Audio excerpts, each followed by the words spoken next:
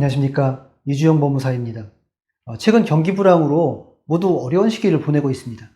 그중 보험 설계사나 자동차 영업사원 같이 영업활동을 통해서 소득을 얻는 분들이 어려움이 특히 가중되고 있고 개인회생 상담도 많은 것이 현실입니다. 이번 시간에는 보험 설계사의 경우에 영업비용 산정을 어떻게 하는 것이 중요한지에 대해서 알아보겠습니다.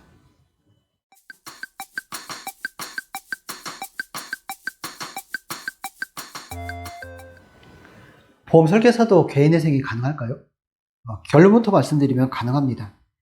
보험 설계사의 경우에는 형식적으로는 회사에 소속된 직원 신분이지만 실제로는 개인 사업자와 마찬가지로 영업 실적에 따른 인센티브로 소득이 산정되는 것이 일반적입니다. 이런 사항으로 개인회생에서는 보험 설계사의 경우에는 급여 소득자가 아닌 영업 소득자로 해서 사건을 진행하고 있습니다. 보험 설계사의 경우에는 개인회생에 있어서 소득을 산정하는 것이 일반 급여 소득자와 차이가 있습니다. 보험 설계사에게 소득은 어떻게 산정을 할까요?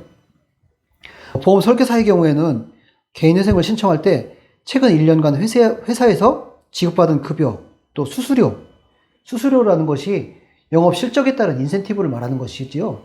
이를 합산하게 됩니다. 특히 중요한 것은 환수금이 발생할 수 있다는 점인데요.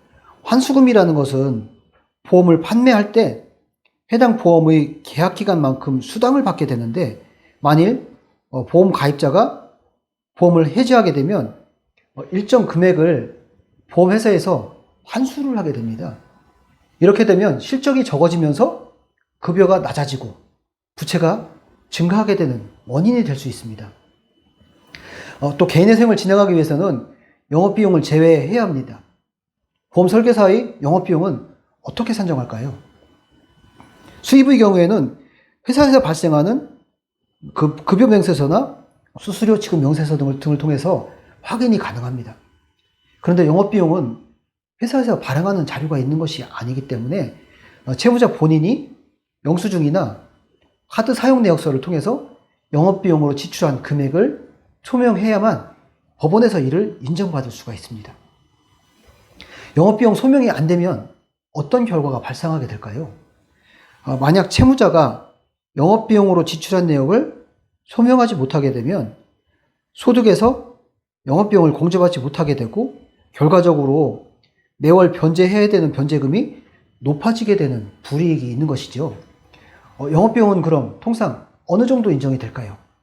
실무에서는 영업비용을 소득의 20에서 30% 정도를 인정해 주는 것이 일반적입니다.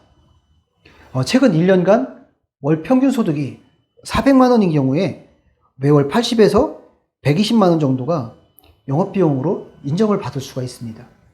실무에서는요, 이렇게 인정을 해준다고 하지만 이에 대한 소명 자료를 상세하게 정리해서 제출하는 것이 중요합니다.